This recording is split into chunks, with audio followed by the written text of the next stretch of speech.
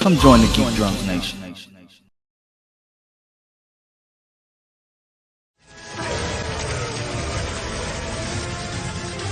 Ramsey Rosso! You have failed this city!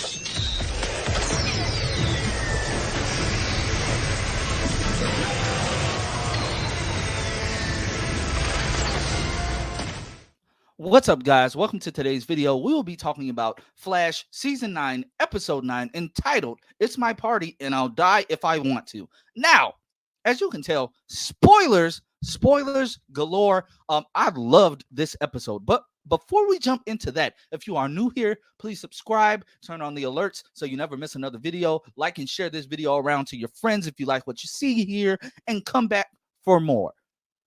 Now, it's my party and I'll die if I want to. What can't I say about this episode? We got a designation for Red Death's Earth. We have Oliver telling Barry that the multiverse is back. Guys, Earth 4125. Red Death's Earth. Why she thought it was a different timeline, I don't know. Why Wally thought they were alternate timelines is because that's what Iris told him. So, of course, now he has a deeper connection with the Speed Force, but we do see that, he still has, that little saltiness going on, rightfully so. But the saltiness that he has, the insecurities that he has, explains why Ramsey was able to take over his mind so easily. Guys, I'm sorry. I'm jumping right into this. I don't really have a lot of time to record, so I'm jumping right into it. Now, seeing Wally back, let's just talk about Wally first. Seeing Wally back, seeing Kenan Lonsdale back, I missed Kid Flash. I missed him immensely. I missed him immensely. Seeing how we got to see his childhood home, because that's where Ramsey took him. We got to see his childhood home, got to see the needles lying around, got to see how he dealt with things. And Ramsey told him, what if you were not just seeing random timelines, but you were seeing the multiverse? We saw Wally open up a breach with his mind. Wally is an extremely powerful speedster. We already know he was more in tune with the Speed Force on a spiritual level than Barry will ever wish to be. I'm glad we got to see this. I'm glad we got this story for Wally West. It was warranted. It was needed. Man, and I'm glad he got closure. I'm glad him and Barry kind of reconciled. It's always been, a little back and forth tussle between them. They're brothers nonetheless. They love each other nonetheless. I'm glad he got closure. Now, let me jump to Diggle. I'm glad Diggle got to say goodbye to Oliver. The two brothers, the ones that we started this whole crusade with. I'm glad they got to say goodbye to each other. Oliver tells Diggle that he checks in on Felicity and Mia and William. I forgot the boy's name for a second, but he still checks in on them. He cannot interfere because, as we know, the only way he can intervene is if there is, a problem with the multiverse. It has to be able to do with the multiverse in order for him to intervene. That makes sense. He's a god. He's a god level deity. He is the Spectre. Also, when we saw his eyes glow, I got chills. Now, let's talk about Oliver and Barry together. Those scenes, the scene on Lee and Yu, when Wally, hold it a minute, when Wally did the reverse Flash thing and killed Barry, first of all, that caught me off guard. Didn't expect that. But when Negative Wally killed Barry, it sent him to the Spectre plane, if you want to call it that, purgatory, whatever you want to call it. It sent him to Lee and Yu, and he woke up in front of Oliver. Now, that entire scene, Oliver basically telling Barry, I can't send you back if you don't want to be sent back.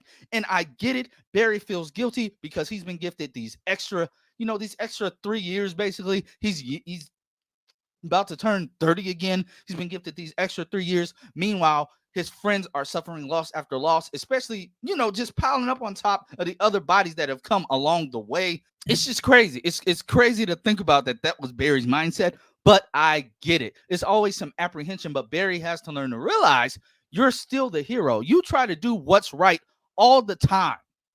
Your friends know that. Caitlin Frost volunteered to do what she did, and unfortunately, it resulted in her death. Same thing with Caitlin. So he has to learn to get over that. Now, speaking of Caitlin, when Ramsey took Barry on his fourth wall breaking trip through the Flash set, which I did not expect, my hat's off to Eric Wallace on that scene alone. That was crazy. Like that blew my mind when they just started walking through the set. Um, he bumped into a casket and Frost just dropped on the ground. I jumped, then I left. Then you turn around and you see Caitlyn. You also saw the weird zombie dude. He lost a lot of weight. The very first guy that Ramsey killed when he first became Bloodwork, he came back. That was a nice little Easter egg to season 6, one of the better seasons. And we're about to talk about Ramsey in a moment. But yeah, it was just a really, really freaky, trippy episode. And I loved every single minute of it, guys. Now, let's talk about the villain, the big bag of the episode. Now, we know via the Earth Prime comics that Bloodwork did escape, playing the long game. Now, I will say he still wants to do the whole lifeblood thing, still wants to cleanse, but now he wants to take it to a bigger scale through the multiverse. That makes sense for a villain of Bloodwork's caliber. He is very, very powerful. He can play these mind games. Heck, he was already in Barry's mind after he, infected everybody. He was already in Barry's mind. And meanwhile, Barry and Wally were fighting off the effects. Nora was helping Iris fight off the effects. I love this whole speedster thing that they're doing with her, having the baby inside of her. It reminds me of the current Flash woman right now, because Linda Park is pregnant again with another, with her husband, Wally's kids, and it's giving her Speed Force powers. The baby is protecting her. So yeah, it's akin to the comics. I like that. Eric Wallace, I got to give you kudos. I got to give you your kudos. Now, the entire episode, Iris was hiding in the time vault. It did not affect Chester because Chester's not drunk. So I wonder, did Chester just pass out when everybody else passed out to hide? But he gets up, runs away, gets to his laboratory. Allegra still gets in somehow, but she doesn't. Bloodwork Allegra does not kill him right away. Keone can freeze the molecules in there. Something was telling her to come help. Find out it was Oliver. That was cool. I really do think Keone is the life force. I'm sorry if I'm jumping around, guys, but I do not have time. We will talk about this more in detail on Monday in Party Nation Live, the spinoff of the After Party. We will be talking about this in length on Monday. Just know, guys, I loved this episode. I loved the goodbyes that we got. It came full circle. The arrow fight. Man, I did not know how much I missed seeing Stephen Amell kicking butt, seeing those classic arrow fights. Danielle Panabaker did a wonderful job. Just excuse the train. I don't care. She did a wonderful job with this episode. Kudos to everybody. Kudos to Stephen Amell, Grant Gustin. You all gave us one of the best Flash episodes ever, if I dare say it. I will watch this episode over and over and over again. Multiverse stuff, basically a mini crossover, basically the two people that started it all. I loved every minute of it. I hope you guys loved it. I'd give this episode a 10 out of 10 if the whole Red Death explanation doesn't kind of convolute things. I'm so excited. This thing got me sweating. But I loved this episode. Guys, let me know down below what you thought about this episode. If you loved it, if you hated it, if you hated it, I really want to know why you hated it, because this episode is impossible to hate. Like I said, best episode of the season, one of the best episodes of the series. I'm going to watch this episode until I break my DVR, until I break Netflix when it pops on Netflix. But guys, like I said, like, share, and subscribe.